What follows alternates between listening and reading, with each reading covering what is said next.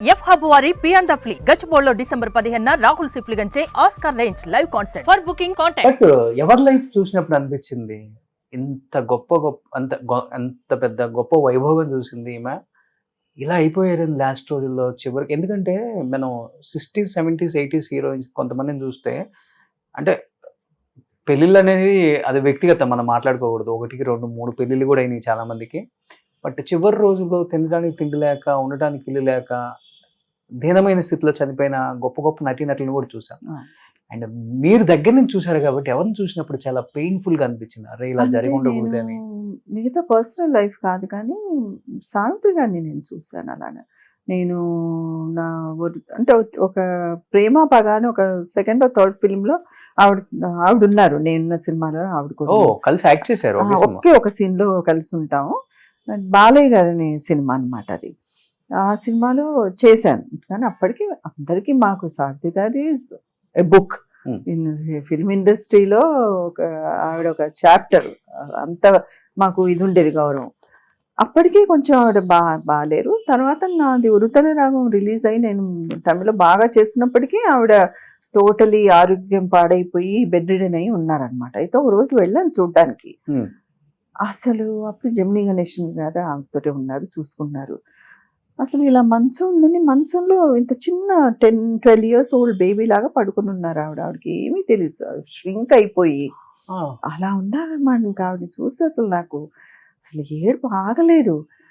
ఆ జమినీ గణేషన్ గారు వచ్చి, చూడమ్మా తమిళ్లో பாருமா யாரு வந்திருக்கா பாரு, ஒருத்தல ரூபா வந்திருக்குన్న பாக்குறதுக்கு అట్లా అని చెప్తుంటే ఆవిడ అసలు కోమాలో ఉన్నారు. కోమాలో అంటే కళ్ళు తెరుచున్నారండి? లేదు, కళ్ళు మూసుకుని ఉన్నారు.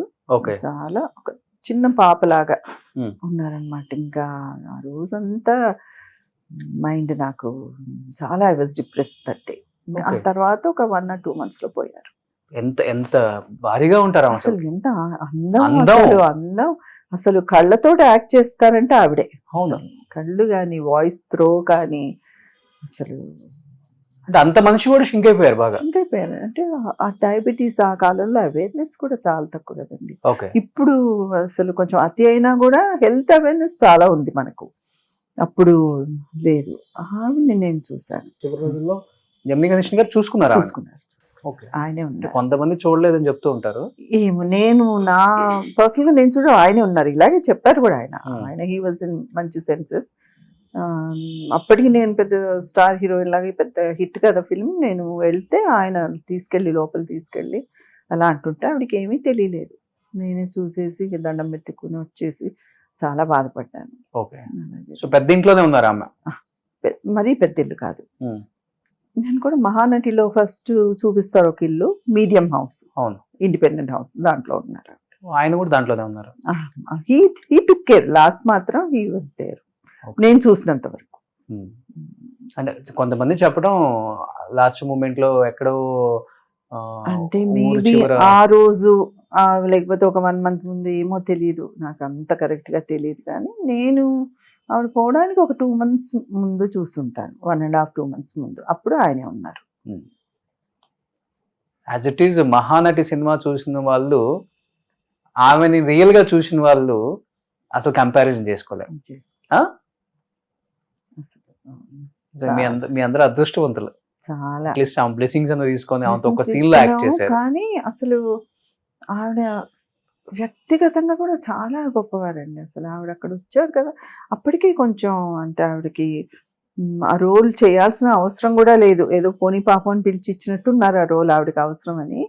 అయినా కూడా ఎక్కడ దర్పం కానీ, అంటే పొగరు కాదు, సెల్ఫ్ కాన్ఫిడెన్స్, ఆవిడలో ఉన్న కాన్ఫిడెన్స్. అంటే మేమందరం కొత్త హీరోస్, వాళ్ళు ఎవరితో కూడా బాబు ఏమీ లేదు. ఆవిడ ఉన్న ఇదిలో ఆవిడ స్టేటస్ అలా ఉన్నారనమాట. ఇంకా మేమే వెళ్ళి ఆవిడ మాట్లాడిస్తే సరే అంటే ఒక్క వర్డ్ కూడా ఎక్స్ట్రా మాట్లాడలేదు ఆవిడ, తక్కువ మాట్లాడలేదు. అంత బ్యాలెన్స్ చాలా నచ్చింది నాకు. ఎప్పుడు ఎలా ఉండేవాళ్ళు సెట్లు, ఎలా ఉండేవాళ్ళు మిగతా ఆర్టిస్టులతో? అంటే సినిమాల్లో చూపించింది చాలా బాగుంటది ఆమె. అంటే బాగుండేవారు. అదే చెప్తున్నాను కదా, ఓవర్గా ఫ్రెండ్లీగాను లేరు, అట్ ద సేమ్ టైం మాట్లాడకుండా పొగరుగాను లేరు, అలా ఉండేవారు. ఓకే, అంటే చాలా న్యాచురల్ అనిపించింది నాకు. Nothing, no acting in her. Um.